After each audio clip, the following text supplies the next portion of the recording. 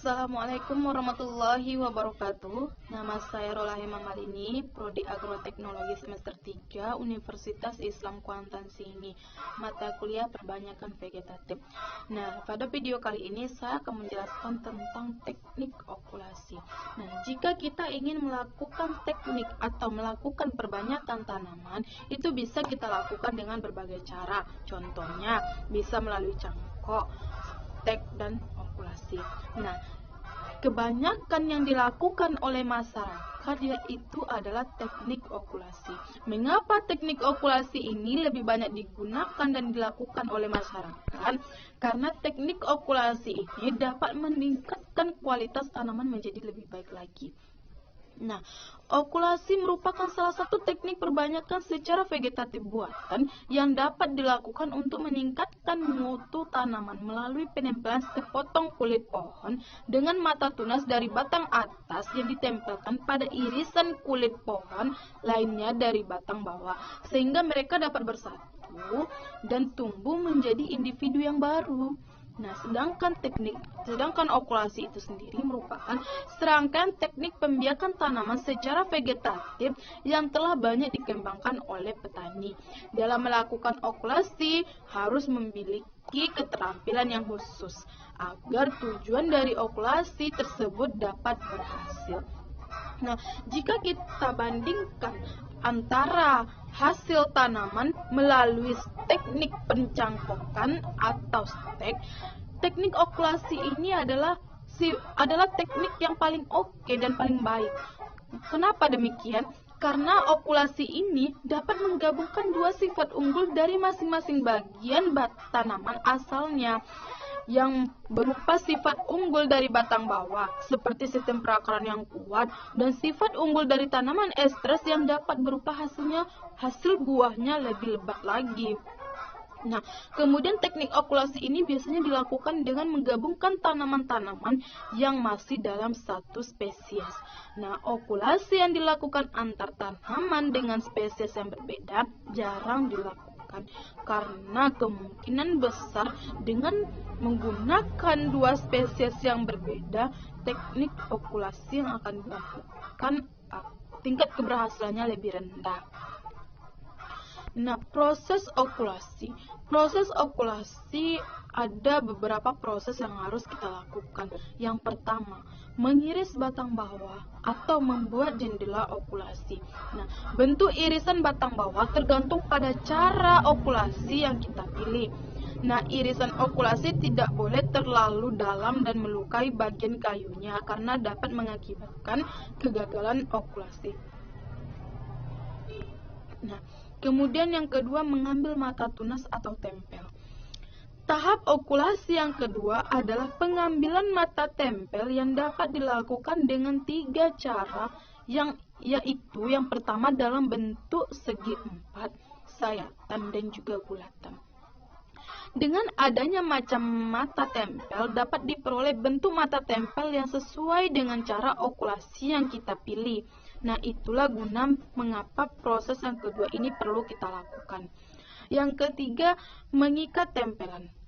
Pengikatan tempelan dapat menggunakan plastik dengan ukuran tali pengikat kira-kira memiliki panjang sekitar 20 cm dan lebar sekitar 1,5 cm dengan tebal 0,1 mm. Pengikatan tempelan biasanya dilakukan dengan sistem genteng yang diikatkan pada bagian bawah ke atas. Hal yang perlu diperhatikan dalam proses ini adalah mata tunas jangan diikat terlalu erat karena dapat mengakibatkan kerusakan pada mata tunas.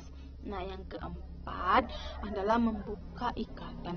Ikatan okulasi dibuka setelah ukuran kurang lebih dari 1 bulan setelah pelaksanaan untuk dilihat mata tempelnya. Jika mata tempel masih menunjukkan warna hijau segar dan sudah melekat dengan batang bawah, berarti okulasi yang kita lakukan berhasil. Nah, jika mata tempel berwarna hijau kemerahan dan hitam, maka okulasi yang kita lakukan gagal. Nah, yang kelima adalah memotong batang bawah. Pemotong batang bawah dilakukan jika jika okulasi tersebut telah berhasil, pemotongan batang bawah dapat dilakukan dengan cara memotong sekitar 1 cm di atas mata tempel dengan bentuk potongan miring ke belakang, sehingga air hujan yang jatuh dan tidak mengenai tempelan tersebut untuk mencegah terjadinya infeksi, maka luka bekas potongan segera tertutup.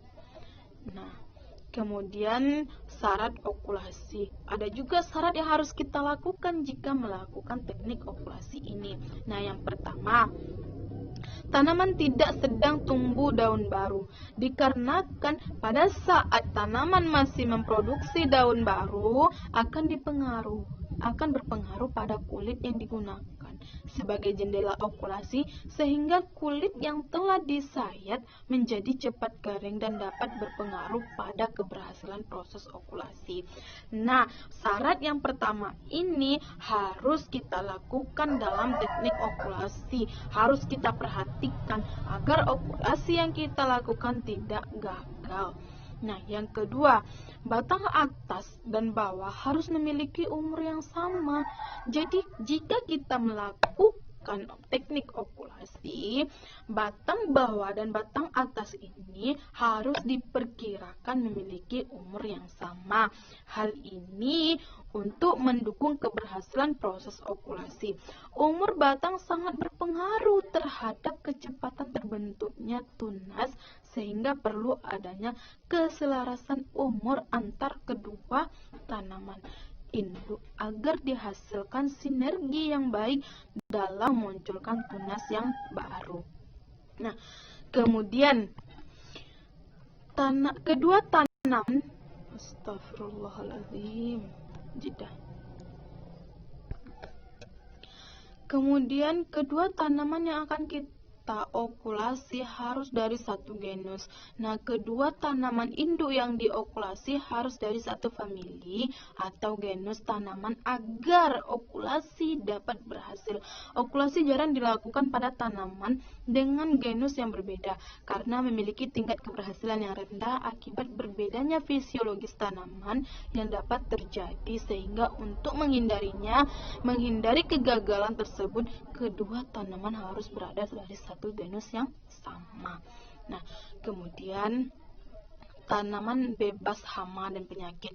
Kedua tanaman yang dijadikan sebagai tanaman induk harus terbebas dari serangan hama maupun infeksi penyakit.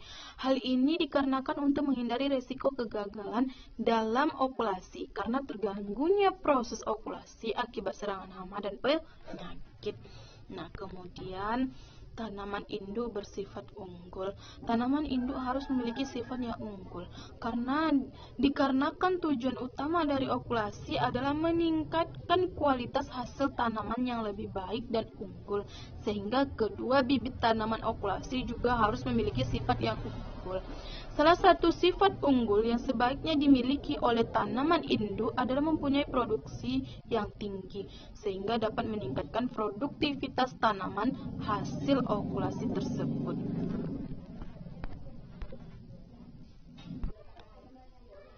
Nah, kemudian tujuan dari okulasi ada dua. Yang pertama, mendapatkan jenis tanaman baru yang sifatnya menguntungkan, seperti tahan penyakit serta sifat unggul lainnya yang diperoleh. Yang kedua, bisa mendapatkan hasil penggabungan dari dua sifat berbagai jenis tanaman induknya. Kemudian, apa manfaat okulasi tersebut? Yang pertama, proses pembuahan dan perkembangbiakan lebih cepat. Proses okulasi dapat menyebabkan proses perkembangbiakan menjadi lebih cepat karena faktor umur tanaman induk dan sifat induk yang unggul dan memiliki pertumbuhan yang cepat. Yang kedua, meningkatkan produktivitas tanaman okulasi merupakan salah satu teknik perbanyakan vegetatif yang dapat meningkatkan produktivitas tanaman yang didukung oleh bibit dan induk tanaman yang memiliki sifat unggul dan memiliki produksi tinggi. Hal tersebut yang mendorong peningkatan produktivitas dan mutu tanaman hasil okulasi, sehingga teknik ini lebih menguntungkan. Pertumbuhan tanaman lebih seragam, hasil tanaman yang diperbanyak dengan okulasi memiliki sifat yang seragam. Hal ini dikarenakan okulasi merupakan perkembangbiakan secara vegetatif tanpa melalui proses peleburan dua gamet, yang berarti satu induk tumbuhan dapat memperbanyak dan menghasilkan keturunan yang memiliki sifat identik dengan induknya. Hal tersebut yang menjadikan hasil tanaman menjadi seragam. Nah, itulah sedikit tentang teknik okulasi yang bisa saya jelaskan. Semoga ini bisa bermanfaat dan bisa kita terapkan dalam kehidupan kita sehari-hari untuk menghasilkan tanaman ya dengan kualitas-kualitas yang lebih oke lagi. Sekian dari saya. Assalamualaikum warahmatullahi wabarakatuh.